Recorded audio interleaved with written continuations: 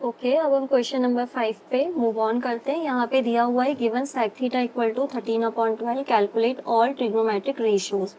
हमें सारे trigonometric ratios निकालने हैं। तो सबसे पहला हमारे पास जो काम होता है, हमें एक राइट एंगल ट्रायंगल बनाना होता है। तो हमने राइट एंगल ट्रायंगल बना लिया। यहाँ पे जो आपके पास थीटा है वो हम यहाँ पे बना लेते हैं। थीटा एक एक्यूट एंगल हमने बना लिया और यहाँ पे ए दे दिया, बी आपका 90 डिग्री है, यहाँ पे आपने सी मेंशन कर दिया। सो गिवन क्या है, sec थीटा इक्वल टू 13/12। सो हम यहाँ पे लेट ले लेंगे sec थीटा इक्वल टू 13/12 के हमने एक कॉमन रेशियो ले लिया, क्योंकि कोई भी चीज़ अगर रेशियो में दी जाती है तो हमें कॉमन रेशियो लिखना होता है। तो sec थीटा इक्वल टू आपका हो गया 13 के। सो हमें सारे ट्रिग्नोमेट्रिक रेशियोज निकालना है। सारे ट्रिग्नोमेट्रिक रेशियोज हमें ना ये थीटा के रिस्पेक्ट में ही निकालने हैं। सो हमने ये थीटा देखा, यहाँ पे हो गया ये आपका जो सीधा एक लाइन जाता है जो 90 डिग्री को टच करता है, वो हमारे पास बेस होता है। और जो ये है ये इस केस में परपेंडिकुलर होगा बीस और हाइपोटेन्यूस चेंज नहीं होता। तो जो sec होता है वो हमारा cos का ऑपोजिट होता है, और जो cos होता है वो हमारे पास होता है बेस अपॉन हाइपोटेन्यूस। तो हम यहाँ पे हाइपोटेन्यूस अपॉन बेस लिख सकते हैं। तो हमारा हाइपोटेन्यूस हो गया 13 के और हमारा जो बेस हो गया वो 12 के। हमने यहाँ पे 13 के और हमारा जो बेस है 12 के हो गया। सो हम यहाँ पे अब एक चीज़ यहीं पे हम कर सकते हैं कि sec का ऑपोजिट अभी हमने पढ़ा cos होता है, तो या cos का ऑपोजिट sec होता है, तो हम इसका जस्ट रिवर्स लिख देंगे, जो हो जाएगा 12/13। तो cos थीटा क्या हो गया आपके पास, कॉस जो है थीटा, कॉस थीटा आपके पास हो गया 12/13। तो हमारा आधा काम यहाँ पे हो चुका है। अब हमें दो हमारे पास निकल ही चुके हैं, एक और ने ऑलरेडी दिया हुआ था, हमने एक और निकाल लिया इसका रिवर्स करके। सो हमें अभी 4 और ट्रिग्नोमेट्रिक रेशियोज निकालने हैं। तो उस रेशियोज में हमारे पास ये परपेंडिकुलर भी आया था, तो इसलिए हम पाइथागोरस थ्योरम लगा के यहाँ पे परपेंडिकुलर निकाल लेते हैं।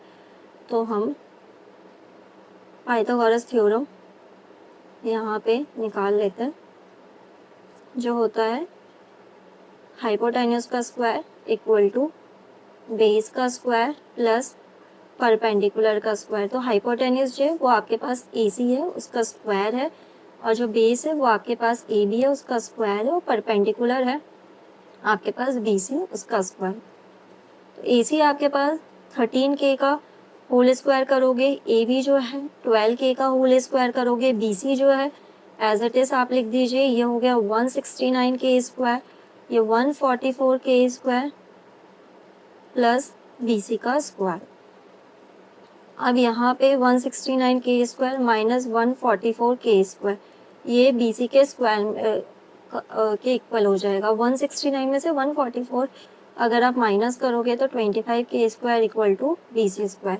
अब इसके ऊपर स्क्वायर है तो ऑटोमेटिकली इसके ऊपर स्क्वायर रूट लग जाएगा। सो जो BC हो जाएगा वो आपके पास हो जाएगा 5K इक्वल टू BC। अब आपका BC निकल चुका है, सो आप यहाँ पे BC को 5K आप मेंशन कर सकते हैं। अब आपको निकालना है, हम सबसे पहला निकाल लेते हैं साइन थीटा। तो साइन थीटा होता है आपके पास परपेंडिकुलर अपॉन हाइपोटेन्यूस।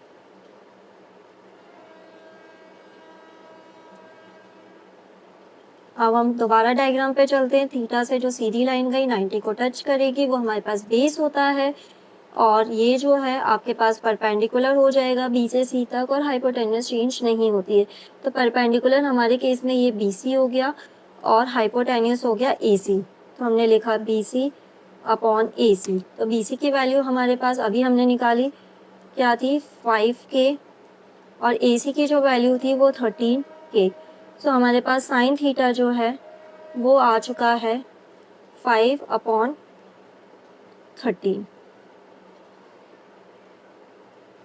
अब हमें पता है कि साइन का ऑपोजिट होता है कॉसेक, तो हम यहाँ पे लिखेंगे कॉसेक थीटा, और यहाँ पे हम लिख देंगे कि ये साइन का ऑपोजिट होगा। ओके, तो कॉसेक थीटा साइन हमारे पास आया था 5/13। जैसे आप देख सकते हैं साइन थीटा हमारे पास 5/13 आया था, तो कॉसेक थीटा क्या हो जाएगा, वो हमारे पास 13/5 हो जाएगा। सो हमारे पास कॉसेक थीटा भी आ चुका है। अब हमारे पास बचा last trigonometric second last tan theta. So tan theta आप देखेंगे यहाँ पर होगा परपेंडिकुलर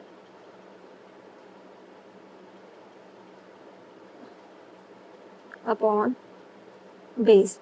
तो परपेंडिकुलर आपका जो डायग्राम है ये इसके अकॉर्डिंग आपने ये थीटा लिया है, ये थीटा एक्यूट एंगल है, इससे सीधी लाइन जाएगी 90 को टच करेगी, ये आपके पास बेस होगा और ये आपके पास परपेंडिकुलर होगा, क्योंकि आप हाइपोटेन्यूज तो चेंज नहीं होता है, तो परपेंडिकुलर हो गया आपके पास BC और बेस हो गया आपके पास AB।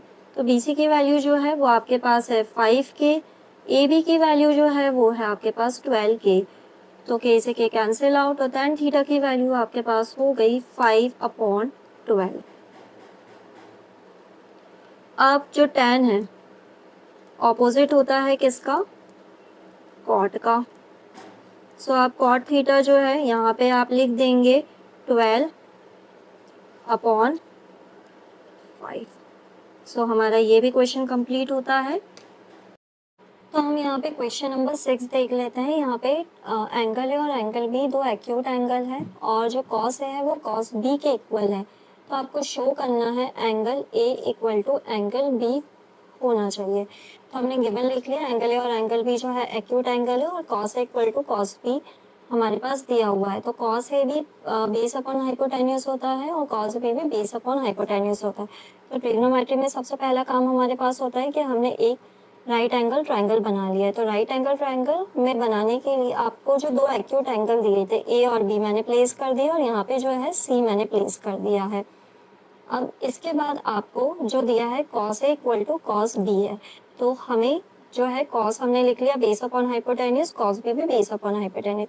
अब हमें ए से देखना है, ए से जो सीधा 90 डिग्री के लिए गया वो हमारे पास बेस हो गया और जो हमारे पास जो BC है वो परपेंडिकुलर हो गया, क्योंकि हाइपोटेन्यूस लॉन्गेस्ट साइड होती है राइट एंगल ट्रायंगल की जो चेंज नहीं होती है।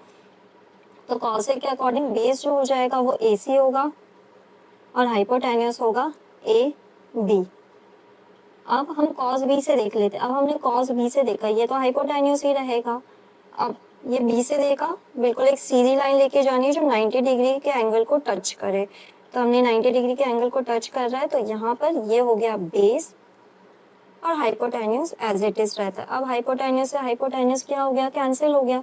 अब AC इक्वल टू BC है। जब आपके पास AC इक्वल टू BC है तो AC के सामने बनने वाला एंगल एंगल B होगा और BC के सामने बनने वाला एंगल एंगल A होगा। जो हमने प्रीवियस क्लासेस में ये पढ़ा है, angle opposite to sides are equal. तो AC इक्वल टू BC है, तो यहाँ पे angle B equal to angle A हो जाएगा और हम यहाँ पे लिख देंगे एंगल अपोजिट, यहाँ पे आ गया angle opposite to equal sides are equal. So ये आपका प्रूफ हो गया। सो ये वाला भी क्वेश्चन हमारा कंप्लीट हुआ।